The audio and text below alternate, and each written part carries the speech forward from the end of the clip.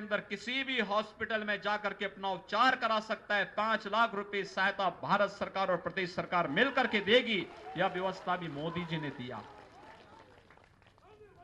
भाइयों बहनों, कौन ऐसा तबका है जहां पर चेहरा देख करके कोई कार्य किया गया हो? बिना भेदभाव के शासन की योजनाएं समाज के प्रत्येक तबके तक पहुंचाने का कार्य ये प्रधानमंत्री मोदी जी ने और मुख्यमंत्री रघुवर दास जी ने आपको दिया है।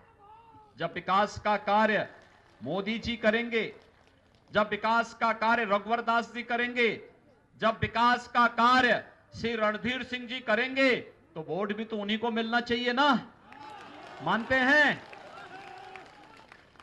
ये तो 5 वर्ष में लोक कल्याण के लिए कार्य और बड़े बड़े कार्य, कहीं हाईवे, कहीं रेलवे, कहीं एयरपोर्ट, कहीं मेडिकल कॉलेज, कहीं एम्स, कहीं आईआईटी, कहीं आईआईएम, कहीं पर इंजीनियरिंग कॉलेज, कहीं पॉलिटेक्निक, कहीं पर बालिकाओं का महाविद्यालय, कहीं पर चिकित्सालय, कहीं पर पशु चिकित्सालय।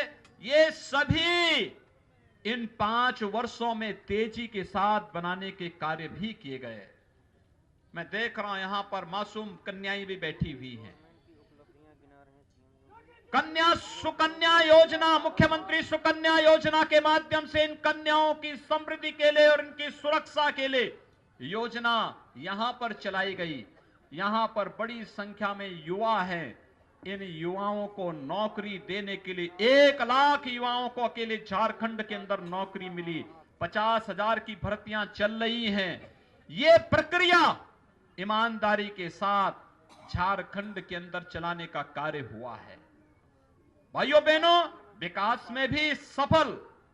और यही नहीं, आजादी के बाद जो सपना भारत के महान स्वतंत्रता संग्राम सेनानी देखा करते थे, हमारा देश स्वतंत्र होगा, हम इस देश के अंदर भारत की व्यवस्था के अनुरूप विकास कराएंगे, इस भाव के साथ देश में आतंकवाद न हो, नक्सलवाद न हो। लेकिन कांग्रेस ने आने के तत्काल बाद ही नक्सल आतंकवाद की न्यू कश्मीर में धारा 370 संविधान में जबरदस्ती जोड़ दी थी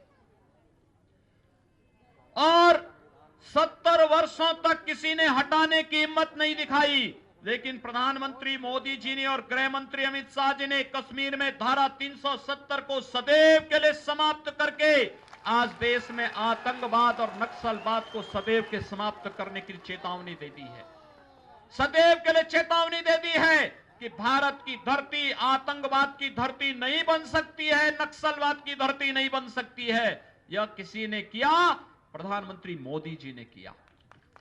और भाइयों बहनों, 500 वर्षों से इस देश का हर भारतवासी चाहता था अयोध्या में भगवान राम का भव्य मंदिर का निर्माण हो। मानते हैं ना आप, अयोध्या में भगवान राम का मंदिर बनना चाहिए? सभी लोग मानते हैं। लोग बहुत बोलते थे ना, लोग हमसे पूछते थे कि आप लोग बोलते हैं कि रामलला हम आएंगे, मंदिर वहीं बनाएंगे, कब बनाएंगे? हम कहते थे भाई सरकार में आने दीजिए, प्रदेश और केंद्र में भाजपा की सरकार आएगी, अनुकूल वातावरण बनाएंगे, मंदिर का निर्माण भी हम ही करेंगे। और आज अयोध्या में मंदिर निर्माण का कार्य भी हम लोग करने जा रहे हैं। बहुत भव्य मंदिर के निर्माण का कार्य करने जा रहे हैं और इसके लिए आप सबको आमंत्रित करने के लिए भी मैं आया हूं।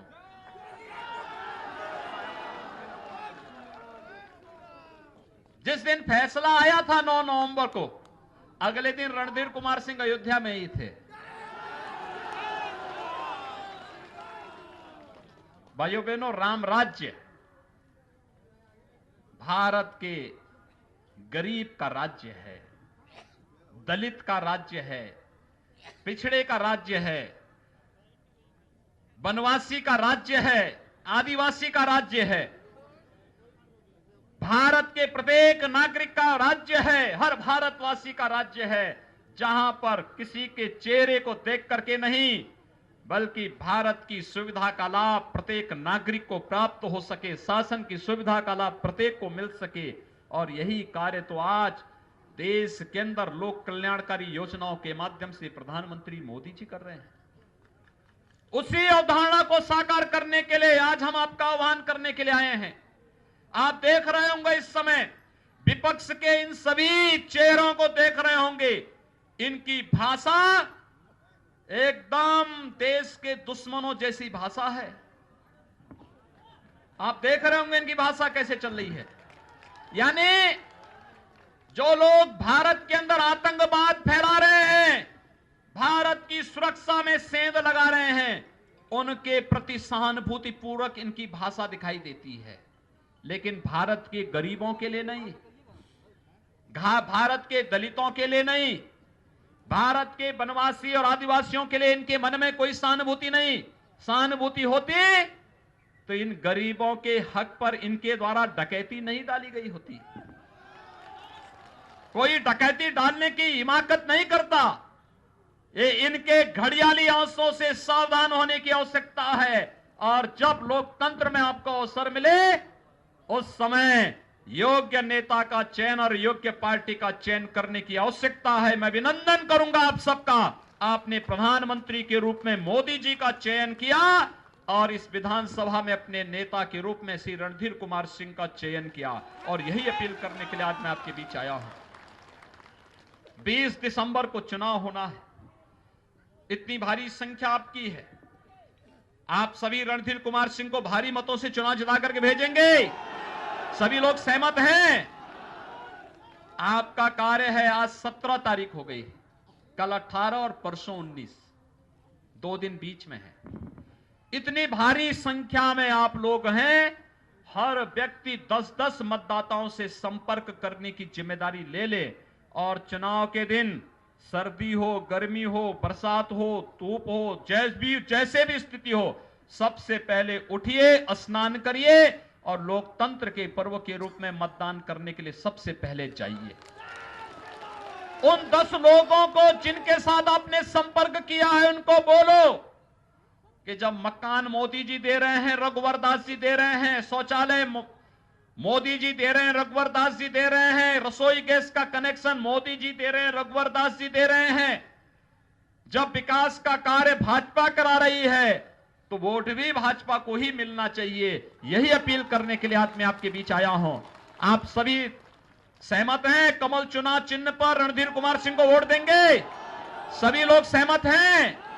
सभी लोग अयोध्या में राम मंदिर बनाने के लिए पूरी तरह सहमत हैं?